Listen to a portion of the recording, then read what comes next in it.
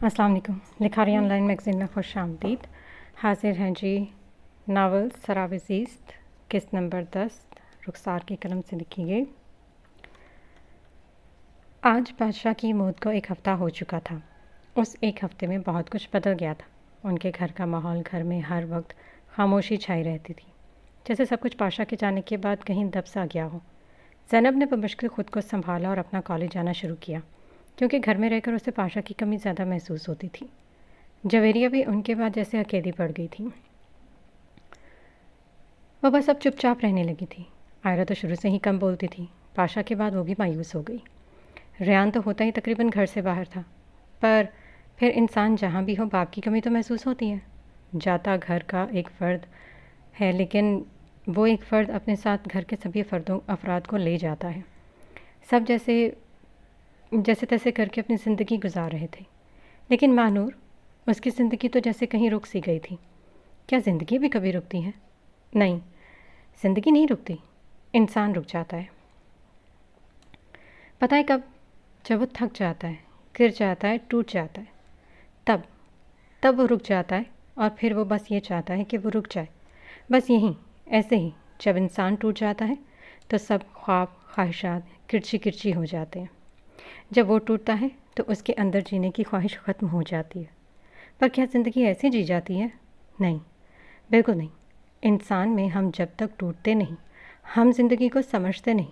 سمجھنے کے لیے ٹوٹنا پڑتا ہے، اور پھر ٹوٹ کر جڑنا پڑتا ہے، کیونکہ جو ٹوٹ کر جڑتا نہیں وہ دوبارہ اٹھتا نہیں، وہ بہت بزدل ہوتا ہے، یا یہ کہو کہ بے وقوف، کیونکہ ایک بار ٹوٹنے پر ہی وہ ہار مان کر بیٹھ جاتا ہے۔ ایک بار میں ہی وہ ہار مان جاتا ہے، پھر تو وہ بزدل ہے نا۔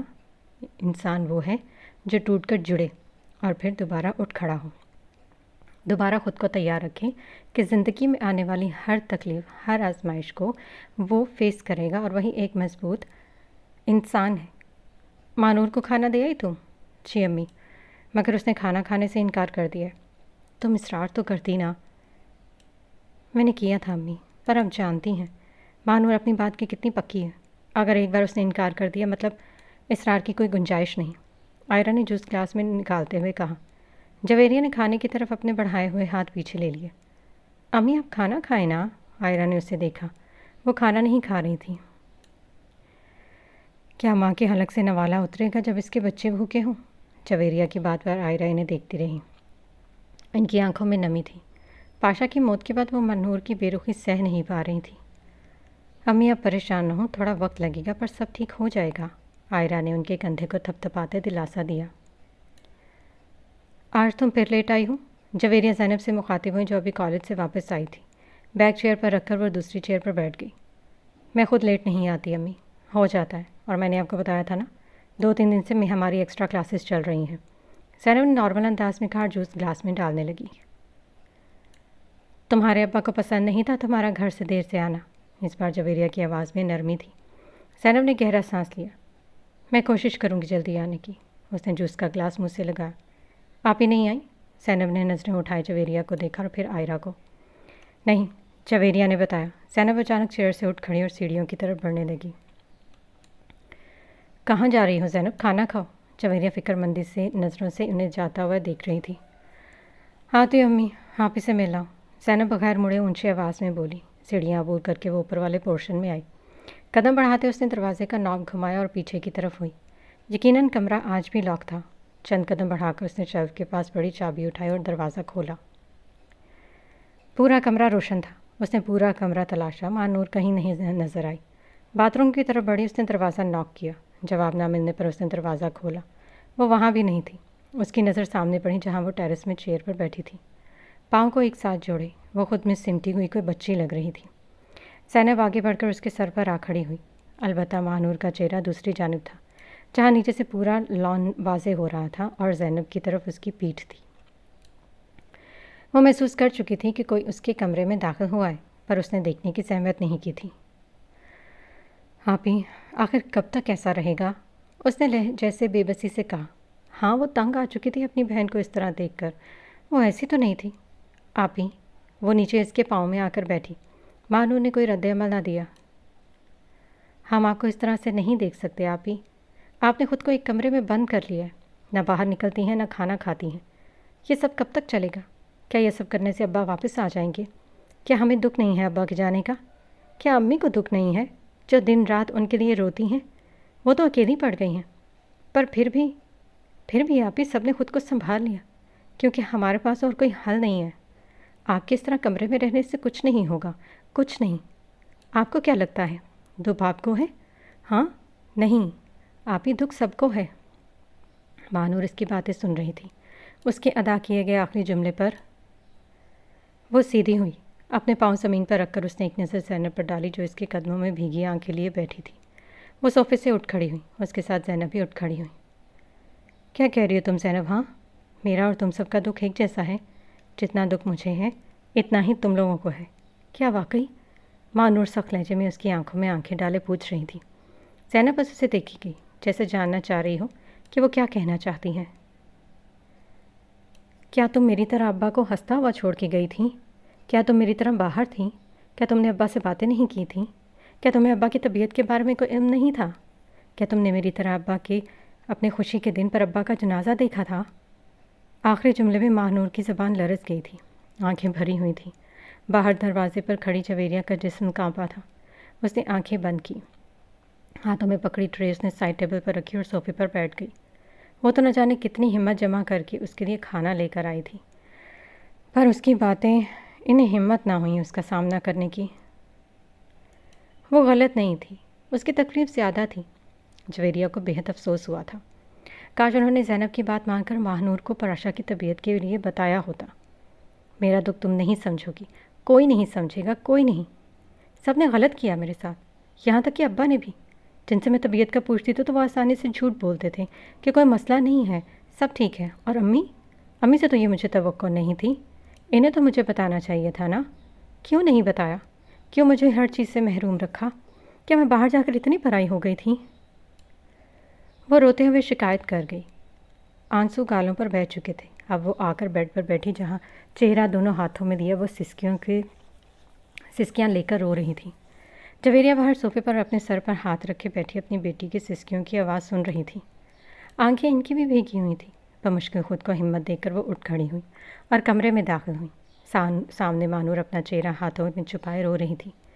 ایک پل کے لیے جویریہ کی روح کانپی تھی۔ اپنی اولاد کو تکلیف میں دیکھنا اتنا آسان نہیں ہوتا، روح تک کانپ جاتی ہے اس کو تکلیف میں دیکھ کر۔ آگے بڑھ کر جویریہ نے اس کے چہرے سے ہاتھ اٹھایا اور اسے گلے سے لگایا۔ جویریہ کھڑی تھی جبکہ ماہنور بیڈ پر بیٹھی ہوئی تھی۔ ماہنور نے اس کے گرد بازو لپیٹے اور پھوٹ پھوٹ کر رونے لگی۔ زینب ابھی تک ٹیرس میں کھڑی تھی، وہ خود اسے دیکھ کر رو رہی تھی۔ بمشکل تو اس نے خود کو سنبھالا تھا۔ جویریہ اس کے بالوں کو پیار سے سہرا رہی تھی۔ تھوڑی دیر بعد جب وہ دل کھول کر رو دی تو اس سے الگ ہوئی اور شکایتی نظریں ان کی جانب اٹھائی۔ بال بکھرے ہوئے تھے، چہرہ پھیکا پڑ رہا تھا، آنکھوں کے نیچے ہلکے پڑے ہوئے تھے، ناک اور آنکھیں ہمیشہ کی طرح رونے کی وجہ سے سرخ پڑ گئی تھی۔ آپ نے مجھے کیوں نہیں بتایا تھا امی؟ اس نے پوچھا تھا۔ جویریہ بیگم نے اس کے بالوں کو کان کے پیچھے کیا اور پیار سے اس کے چہرے پر ہاتھ رکھ کر بولی، مجھے معاف کر دو میری جان، میں گنہگار ہوں تمہاری۔ مجھے افسوس ہے کہ میں نے تمہیں نہیں بتایا۔ جویریہ کی آواز میں اداسی تھی۔ وہ اپنی ماں کو دیکھے گئی اور پھر آنسو صاف کیے۔ کھانا کھا لو نا ماہنور۔ جویریہ نے التجائیہ کہا۔ آپ کھلائیں گے تو کھاؤں گی، ماہنور نے ان کی طرف دیکھ کر کہا۔ ضرور، میں اپنی جان کو اپنے ہاتھوں سے کھانا کھلاؤں گی۔ جویریہ نے پیار سے اس کے سر پر ہاتھ پھیرا، اسے اپنے ہاتھوں سے کھانا کھلایا۔ دوپہر کا وقت تھا۔ سید ایک تعمیراتی سائٹ پر ایک خاکہ دیکھ رہا تھا۔ وہ اپنی کمپنی کے نئے منصوبے کے بارے میں سوچ رہا تھا۔ اچانک اس کا فون بجا۔ ہیلو، اس نے کال ریسیو کرتے فون کان سے لگایا اور گاڑی کی طرف بڑھ گیا۔ اوہ اللہ اللہ، یہ کب ہوا؟ کچھ دیر کال پر اگلے بندے کی باتیں سننے کے بعد وہ بولا، 1 ہفتہ ہوا ہے، شاید مجھے بھی آج ہی پتہ چلا۔ اگلے بندے نے کال پر کہا، ہاں یار، مجھے تو یقین ہی نہیں آ رہا، اللہ جنت نصیب کرے۔ اس نے گاڑی میں بیٹھ کر افسوس زدہ لہجے میں کہا۔ تھوڑی دیر بعد کال پر بات کرنے کے بعد اس نے گاڑی کا رخ گھر کی طرف کیا۔ کچھ دیر میں اس نے گاڑی عین گھر کے سامنے رکھی اور اندر کی طرف بڑھ گیا۔ لاؤنج میں داخل ہوتے اس کے قدم ایک پل کے لیے رکے تھے۔ پورا لاؤنج آج بھرا ہوا معلوم ہو رہا تھا۔ بیجا سامنے بیٹھی ہوئی تھی اور ان کے ساتھ سائمہ اور فائزہ بھی تھی۔ آج فائزہ کے گھر والے آئے تھے اس کی 2 بہنیں اور ان کے بچے بھی۔ ایک نظر لاؤنج میں دوڑاتا وہ تیزی سے سیڑھیوں کی طرف بڑھا۔ سیڑھیاں عبور کرتا وہ اپنے کمرے میں گیا، دراز سے اپنی فائل اٹھایا، وہ نیچے کی طرف واپس بڑھا اور اس اسپیڈ کے ساتھ وہ باہر نکل کر آفس کے لیے روانہ ہو چکا تھا۔ زید ہمیشہ اپنا ہر کام خود کرتا تھا، پھر چاہے وہ چھوٹا ہو یا بڑا، وہ خود کرنا پسند کرتا تھا، کیونکہ ہمارے نبی حضرت محمد صلی اللہ علیہ وسلم اپنے کام خود کیا کرتے تھے۔ وہ اپنی جوتی مبارک خود تک سیتے تھے۔ ہمارے نبی صلی اللہ علیہ وسلم کی لاڈلی بی بی فاطمہ وہ اپنے پورے گھر کے کام خود کیا کرتی تھی، تو پھر ہم کیوں اپنے کام خود نہیں کرتے؟ کیوں ہم دوسروں کے حساب سے چل رہے ہوتے ہیں؟ یہ زید تھا نا؟ فائزہ کی بہن کرن بولی۔ ہاں، فائزہ نے بتایا۔ بڑا ہو گیا ماشاءاللہ سے، ہم نے تو جب دیکھا تھا تو کافی چھوٹا تھا، انہوں نے تبصرہ کیا۔ ہاں، اب وقت کے ساتھ بچے تو بڑے ہوں گے ہی نا، بی جان نے نارمل انداز میں کہا۔ بی جان، آپ شادی نہیں کروا رہی زید کی کیا؟ شادی کی عمر تو ہو گئی ہے اس کی، فائزہ کی دوسری بہن سومیہ بولی۔ بس جب زید چاہے، ابھی تو اسے کوئی دلچسپی نہیں شادی میں، شادی کی بات کرو تو ٹال دیتا ہے۔ وہ تو ٹالتا ہی رہے گا، آپ اس پر تھوڑا سا دباؤ ڈالیں، مان جائے گا آہستہ آہستہ۔ انہوں نے مزید بات کو بڑھایا۔ ہمیں بھی جلدی نہیں ہے ابھی، اور پھر لڑکی بھی نہیں ملی۔ سائمہ چچی نے بیچ میں مداخلت کی۔ لڑکی کی فکر نہ کریں آپ، میری مایا ہے نا، اور پھر دونوں کی جوڑی اچھی لگے گی، کرن نے بے تکلفی سے کہا۔ ان کی اس بات پر سائمہ چچی ہنسے بغیر نہ رہ سکی، جبکہ بی جان کو ان کی یہ بات کافی ناگوار گزری تھی۔ ان کی بیٹی ابھی 18 سال کی تھی، جبکہ زید 24 سال کا تھا۔ بی جان نے اپنے بیٹوں کی شادی ان کی ہم عمر لڑکیوں کے ساتھ کروائی ہی، اور پھر زید تو انہیں جان سے زیادہ عزیز تھا، وہ کیسے اس کی شادی کیسی لڑکی سے کرواتی جو میچیور بھی نہ ہو؟ یہ کیا کہہ رہی ہیں آپ باجی؟ مایا تو بہت چھوٹی ہے زید سے۔ ان کی کہی گئی بات پر فائزہ چچی نے حیرت سے کہا۔ تو کیا ہوا، کچھ سالوں کا ہی تو فرق ہے۔ پھر بھی باجی، زید اور مایا کا جوڑ نہیں ہے، مایا بچی ہے جبکہ زید بہت سنجیدہ۔ فائزہ چچی کہے بغیر نہ رہ سکی، وہ ان کی بہن تھی، پر فائزہ چچی کی تو عادت تھی، جو بات ہوتی وہ منہ پر کہہ دیتی تھی، پھر سامنے بہن ہو یا کوئی اور۔ میں کب سے پوچھ رہی ہوں زوبیہ تمہارا، سومیہ نے اسے دیکھتے کہا، جو بھی زینے عبور کر کے آئی تھی۔ ان کے پاس آ کر وہ دونوں خاناؤں سے ملی اور ان کے پاس ہی بیٹھی۔ کہاں گم رہتی ہو لڑکی، کوئی خبر ہی نہیں؟ وہ پوچھے بغیر نہ رہ سکی۔ لاپتاؤں کی تو خبر ہوتی ہے نا، میری بھی ہونی چاہیے، اور پھر خبر بھی لوگوں کے ذریعے بھیجتی ہے۔ تم لوگوں کو تو نظر ہی نہیں آتی وہ، ہمیں خبر کیسے پہنچائیں گے؟ اس کی بات پر سومیہ ہنسے بغیر نہ رہ سکی۔ لوگ اچھے نہیں لگتے خالہ، زوبیہ نے ہلکی مسکراہٹ کے ساتھ کہا۔ مطلب ہم تمہیں بھی اچھے نہیں لگتے؟ سومیہ نے منہ بنائے کہا، اور اس کی بات پر زوبیہ نے کوئی جواب نہ دیا۔ کیا ان کی طبیعت ٹھیک نہیں تھی؟ بس بیٹا، کچھ دنوں سے طبیعت خراب رہنے لگی تھی، اور پھر کام کا دباؤ، کام کرنا بھی نہیں چھوڑا تھا۔ بالکل، انکل کو کام کو زیادہ ترجیح دیتے تھے۔ میں تو ریان کی شادی پر ان سے ملا تھا، اس کے بعد ملاقات نہیں ہوئی۔ اچانک ان کی موت کا سن کر مجھے یقین نہیں آیا، زین نے غمگین لہجے میں کہا۔ بادامی کلر کی شلوار قمیض میں ملبوس، بال سلیقے سے پیچھے سیٹ کیے ہوئے تھے۔ چہرہ ہمیشہ کی طرح گلابی تھا، تاثرات ہمیشہ کی طرح سنجیدہ۔ گھٹنوں پر کونیاں ٹکائے، ہلکا سا سر جھکائے وہ جویریہ سے پاشا کے لیے تعزیت کرنے آیا تھا۔ بس اب اللہ کو جو منظور ہو، بندہ کیا ہی کر سکتا ہے اس کی مرضی کے آگے، جویریہ نے کہا۔ ریان کہاں ہے؟ میں نے اسے رابطہ کرنے کی کوشش کی پر نمبر بن جا رہا تھا، اچانک یاد آنے پر زید نے پوچھا۔ ہاں، وہ آفس میں ہے، پاشا کے بعد تو اس پر ساری ذمہ داریاں آ گئی ہیں۔ ہاں یہ تو ہے، بیٹے کو ہی سنبھالنا پڑتا ہے سب کچھ۔ زید نے ان کی بات پر سر ہلایا۔ امی، وہ سیڑھیوں سے اترتی اپنی ماں کو آوازیں دے رہی تھیں۔ ادھر ہوں، جویریہ نے اس کے جواب میں اونچی آواز میں کہا۔ امی، اس نے دوبارہ پکارا، اب گیسٹ روم میں داخل ہوئی۔ ادھر ہوں میری جان، اس کے داخل ہوتے ہی جویریہ نے کہا۔ زید نے بے اختیار نظر اٹھائی، وہ بالکل دروازے کے سامنے کھڑی تھی، وہ اسے دیکھ رہا تھا، وہ آج اپنی نظروں کو قابو میں نہیں رکھ پا رہا تھا۔ اس نے پرپل کلر کا ڈریس زیب تن کیا ہوا تھا جس پر ہلکا کام کیا ہوا تھا، اور دوپٹہ اس کا ریشمی تھا جو ایک سائڈ بازو پر لٹک رہا تھا اور زمین کو چھو رہا تھا۔ چہرہ چمک رہا تھا، ہلکا سا میک اپ کیا تھا اور بال کھلے ہوئے تھے جو کمر سے نیچے تک لٹک رہے تھے۔ اس کی بے اختیار نظریں اس کے بالوں پر گئیں اور پھر اس کے چہرے پر۔ اس نے بے اختیار اپنے دل کے مقام پر ہاتھ رکھا اور اگلے پر اس نے نظریں جھکا لی۔ وہ اسے مزید نہیں دیکھنا چاہتا تھا، وہ اس کی طرف مائل نہیں ہونا چاہتا تھا۔ میں یوں راستوں میں چلنے والی لڑکیوں سے شادی کا انتخاب نہیں کرتا۔ زید کو دیکھتے ہی مانور کے کانوں میں اس کی کہی گئی بات ایک بار پھر گونجی۔ امی، میں ہاسپٹل جا رہی ہوں۔ میرا کوٹ کہاں رکھا تھا آپ نے؟ مانور زید سے نظریں ہٹائے اب اپنے ماں سے مخاطب ہوئی تھی۔ پاشا کی موت کے بعد مانور کا پہلا دن تھا ہسپتال جانے کا۔ تمہارے ڈریسنگ روم میں رکھا تھا نا؟ نہیں امی، وہاں نہیں ہے، اس نے بتایا۔ اچھا، میں دیکھتی ہوں۔ جویریہ اٹھ کھڑی ہوئی۔ معذرت بیٹا، میں آتی ہوں ابھی، وہ کہہ کر جانے کے لیے مڑی۔ مانور بھی ایک نظر زید کو دیکھتی اوپر چلی گئی۔ امی، یہ کون تھے؟ مانور سیڑھیوں پر ان کے ساتھ چلتی ہوئی جا رہی تھی۔ ریان کا دوست ہے، جویریہ نے بتایا۔ اب وہ اس کے کمرے کا دروازہ کھولے اندر کی جانب بڑھ گئی۔ مانور بھی ان کے پیچھے لگ گئی۔ تو امی، ان کا دوست یہاں کیوں آیا ہے؟ مانور نے خاصا ناسمجھی سے پوچھا۔ تمہارے ابو کے ساتھ بہت لگاؤ تھا اس کا، وہ اسے اپنا بیٹا سمجھتے تھے، ان کی تعزیت کے لیے آیا، جویریہ نے صاف گوئی کی۔ مانو سر ہلا کر اب آئینے کے سامنے کھڑی اپنے بال باندھنے لگی۔ وہ فریش ہو کر نکلا، بالوں کو تولیے سے سکھاتے وہ بیڈ پر بیٹھ کر اپنے جوتے پہننے لگا کہ اچانک دروازے پر دستک ہوئی۔ اس نے اجازت دی، بغیر دیکھے کہ کمرے میں کون داخل ہوا۔ وہ اپنے جوتے پہننے میں مصروف تھا۔ جب اس نے سر اوپر اٹھایا تو اس کی نظریں سامنے کھڑی لڑکی پر گئیں۔ اس نے لمحے بھر کو ٹھہر کر اسے دیکھا جو اسے ہی دیکھ رہی تھی، اور پھر آئینے کے سامنے کھڑے ہو کر اپنے بال سنوارنے لگا۔ کوئی کام تھا؟ اس نے آئینے میں نظر آتے اس کے عکس کو دیکھ کر پوچھا۔ وہ چند قدم چل کر اس کے سامنے کھڑی ہوئی۔ میں آپ کی بیوی ہوں، کیا میں کام کے بغیر آپ کے پاس نہیں آ سکتی؟ اس نے دھیرے سے پوچھا۔ بالکل نہیں، کیونکہ مجھے لوگوں سے بغیر کام کے بات کرنا وقت ضائع کرنا لگتا ہے۔ اس نے استہزائیہ نگاہیں اس پر ڈالیں۔ وہ لمحے بھر کو اسے دیکھتی رہی اور بیڈ کی سائڈ میں پڑا کوٹ اٹھائے اسے پہنانے کی غرض سے آگے بڑھی۔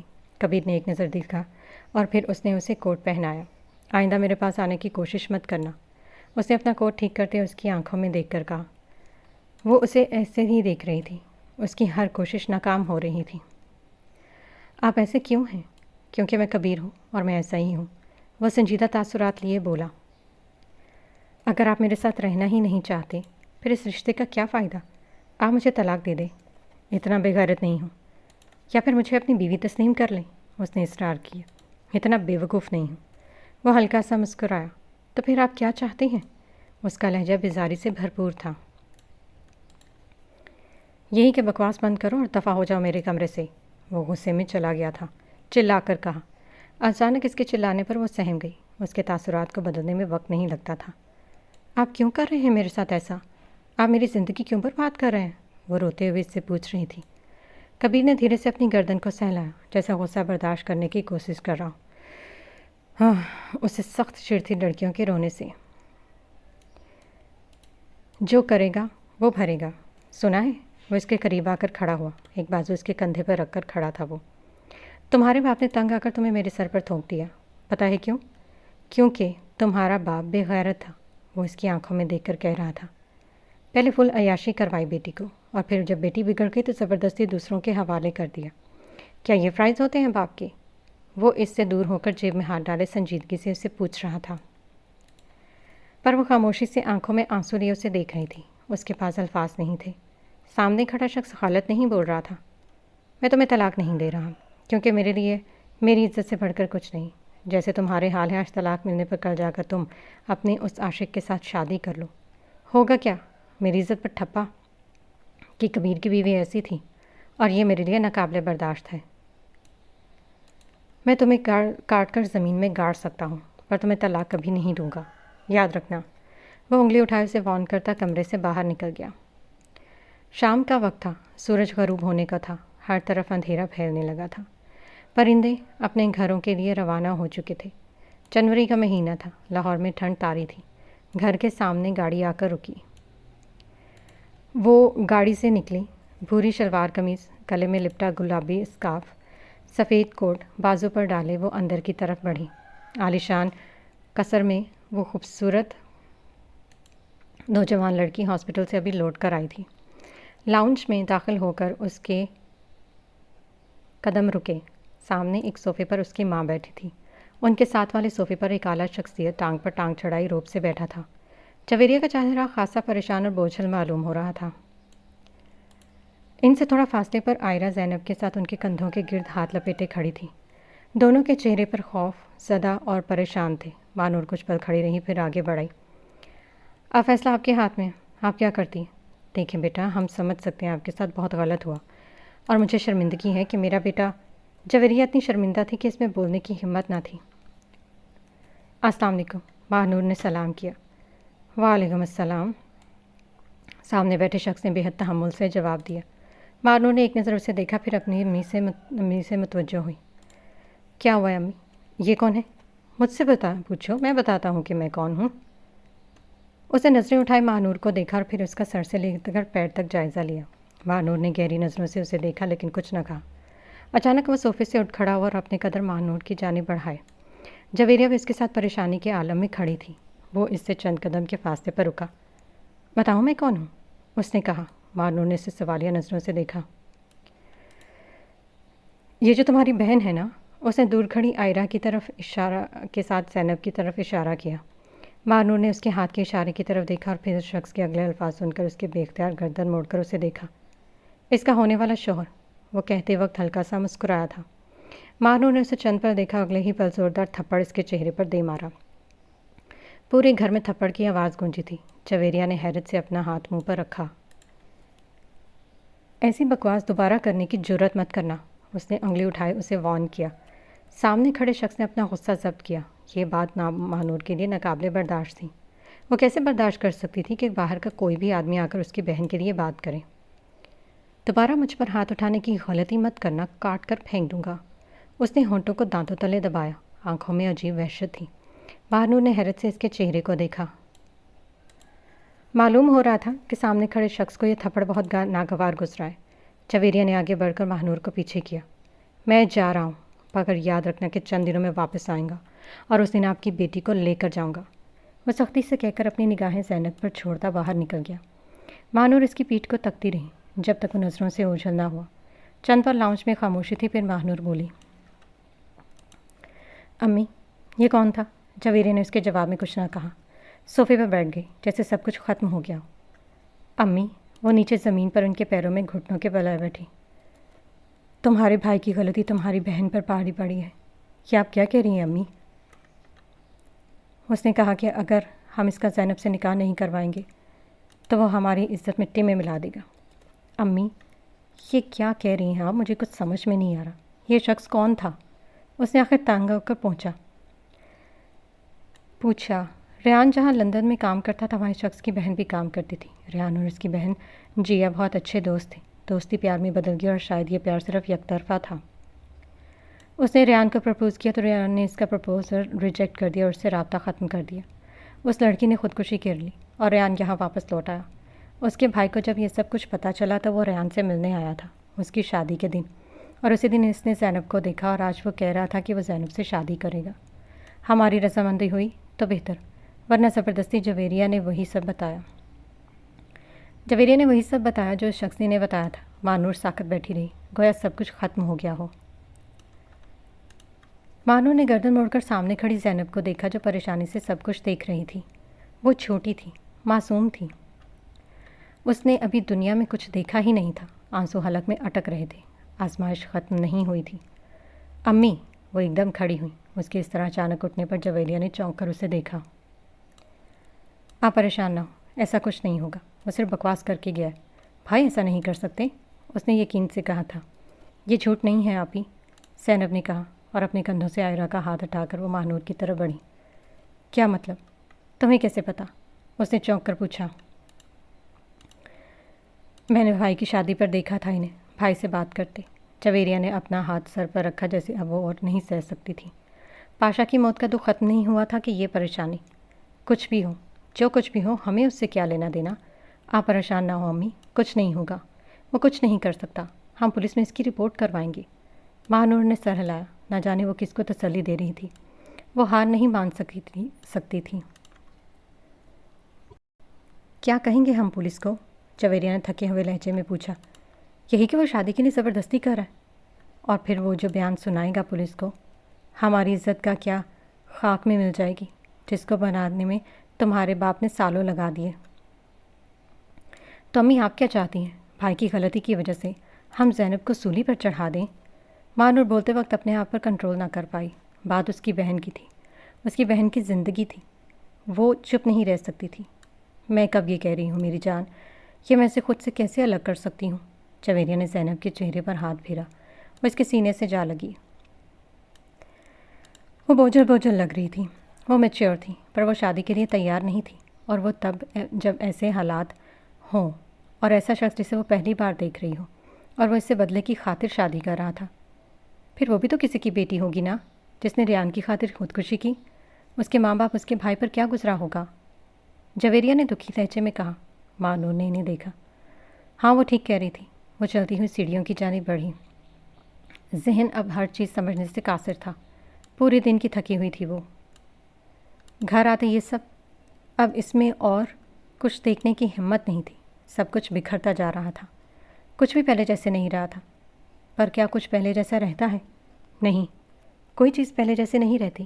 ہر چیز ایک مدت کے بعد ختم ہو جاتی ہے۔ صبح کو اٹھ کر وہ نیچے آئی۔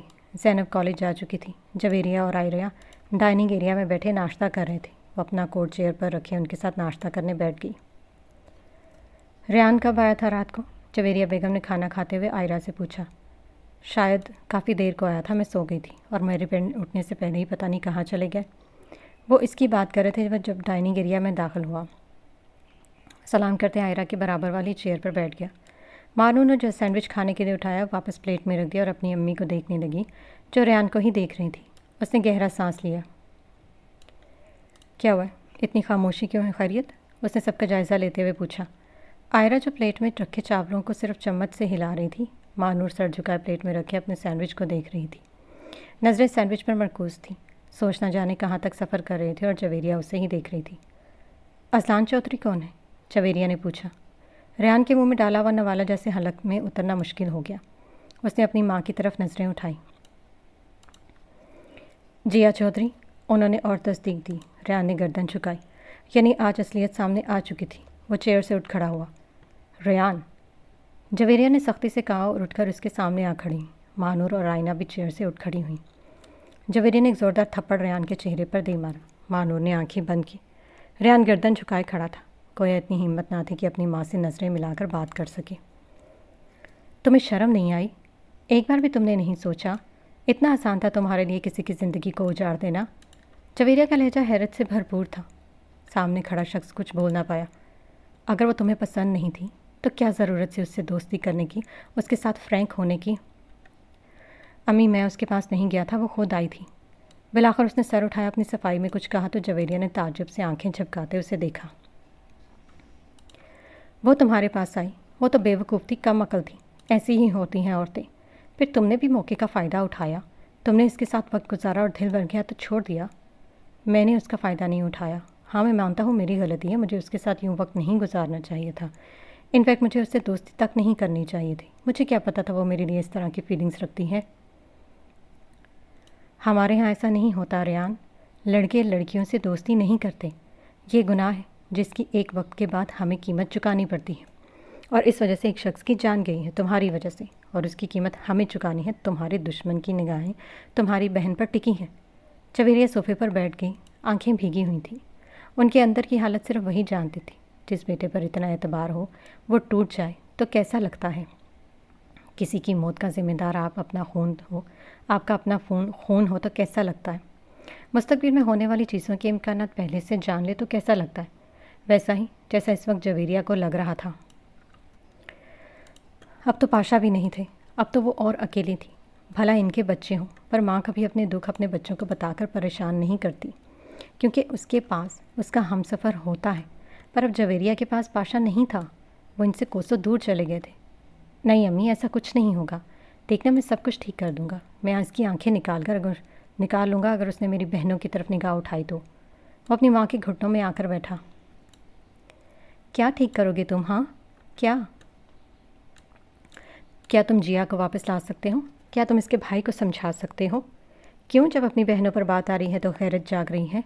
اور وہ جس کے ساتھ تم نے ایک ساتھ ریلیشن شپ رکھا، وہ کون تھی؟ کیا وہ کسی کی بہن نہیں تھی؟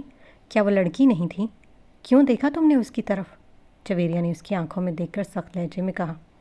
مرد اگر غیرت دکھاتا ہے تو بس اپنی بیوی بہن اور ماں کے لیے، اور جو وہ خود دوسری لڑکیوں کے ساتھ کرتا ہے اس کا کیا وہ سب بس ٹائم پاس، انجوائمنٹ؟ پر شاید وہ یہ بات بھول چکے ہیں کہ زندگی صرف ایک فریب ہے اور کچھ نہیں۔ آج آپ ایک کو دو گے، کل آپ کو دوسرا دے جائے گا، اور جو دے گا وہ آپ کا پسندیدہ شخص ہوگا۔ ریان بس ان کی باتیں سنتا گیا۔ آج پہلی بار اسے جویریہ ڈانٹ رہی تھی۔ ریان میں تو ان کے بچپن سے جان تھی، انہوں نے اسے کبھی نہیں ڈانٹا تھا، اور شاید یہ ان کی غلطی تھی۔ اولاد کو پیار دو پر ان کے ساتھ سختی بھی کرو، کیونکہ جب ہم صرف پیار دیتے ہیں تب بچہ بگڑ جاتا ہے۔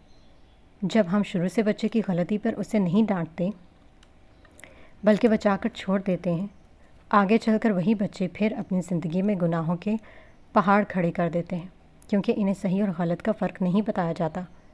مانور بت بنی کھڑی سب دیکھ رہی تھی، اور پھر اسے ہاسپٹل سے کال آئی۔ چیئر سے اپنا کوٹ اٹھائے وہ باہر کی طرف چل دی۔ گاڑی میں بیٹھ کر اس نے ڈرائیور کو چلنے کا کہا۔ ونڈ اسکرین سے باہر دیکھتی وہ گاڑی سے سڑک کو دیکھ رہی تھی۔ وقت کتنا جلدی گزر جاتا ہے نا، پتہ نہیں چلتا۔ عزیز لوگ ہمیشہ دل میں رہتے ہیں، اگر ساتھ نہ بھی ہوں۔ تو اس کے ساتھ بھی ایسا ہی ہوا تھا۔ ایک وقت ایسا آتا ہے جب سب کچھ بکھر جاتا ہے، سب کچھ کہیں ڈوبتا ہوا محسوس ہوتا ہے، سب رشتے کہیں دور کھو جاتے ہیں، کبھی دوستوں کی بے وفائی، کبھی اپنوں کے دیے گئے دکھ، کبھی قدرت کی آزمائشیں انسان کو توڑ کر رکھ دیتے ہیں۔ ڈرائیور نے ہسپتال کے سامنے گاڑی روکی۔ وہ کوٹ بازو پر لٹکائے اندر کی طرف بڑھ گئی۔ چہرہ اس کا مرجھایا ہوا تھا۔ جس کے گھر صبح صبح ایسی صورتحال ہو، وہ بھلا کب خوش ہو کر باہر نکل سکتا تھا؟